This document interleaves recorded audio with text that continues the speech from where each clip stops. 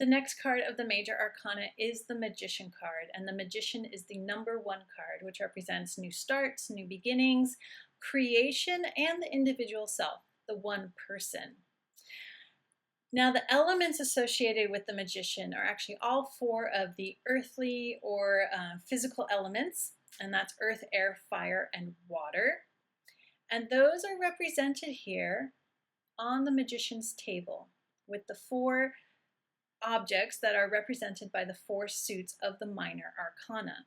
So we have the cups, which represent water, the pentacle, which represents earth, the sword, which represents air, and the wand, which represents fire. And the Magician has all these tools, all these elements at his disposal to mix however he wants to create, to manifest what he wishes to create in his life. Now, the ruling planet for the Magician is the planet Mercury. And the god Mercury, we refer to him as a he usually, but he was neutral. He was neither male or female. He's androgynous and very youthful, playful, a bit of a trickster as well.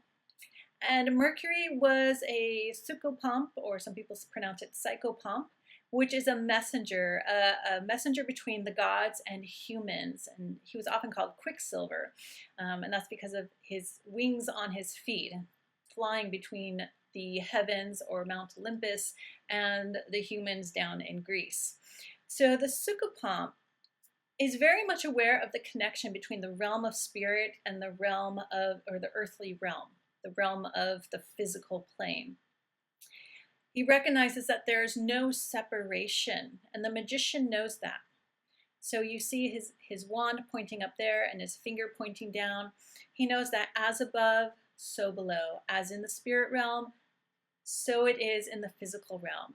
You could see that sort of as everything is, a holograph of each other, or the fractal image of the universe. Everything is a piece of the whole. Nothing is separate. And that is reinforced here by the symbol of the infinity symbol here above his head, the infinity, the continuous cycle. There is no beginning, there is no end. Everything is interconnected. The universe, you can say, goes on and on. When it ends, it's actually beginning. So it's a continuous cycle.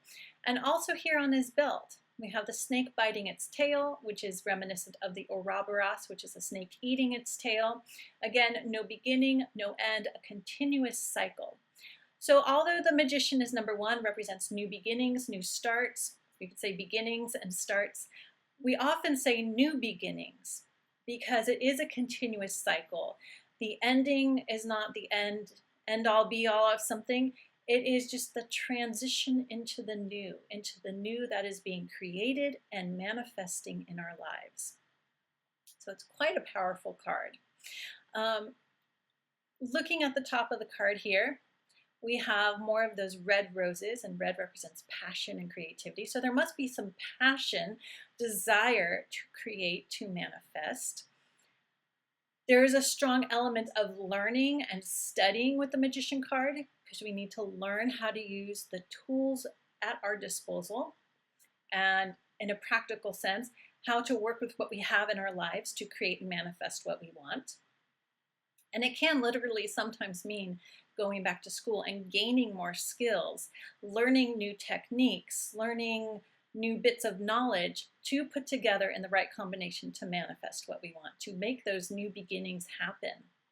And down below we have more red roses of passion, along with the lilies of purity. So the lilies, you could see, represent the realm of spirit, and the passionate red roses as the physical realm. So combining those two, putting them together, as above, so below, working with the 4 earthly elements, taking the skills we have, taking the knowledge we have, the education we have, gaining more of that if necessary, and creating and manifesting amazing things in our lives.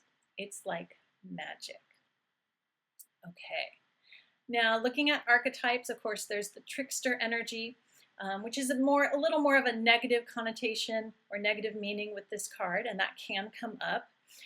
So trickster, illusionist, and so forth.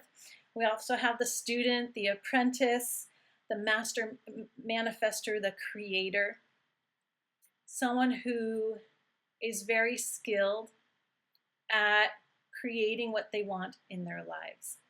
So those are sort of the archetypes associated with this card.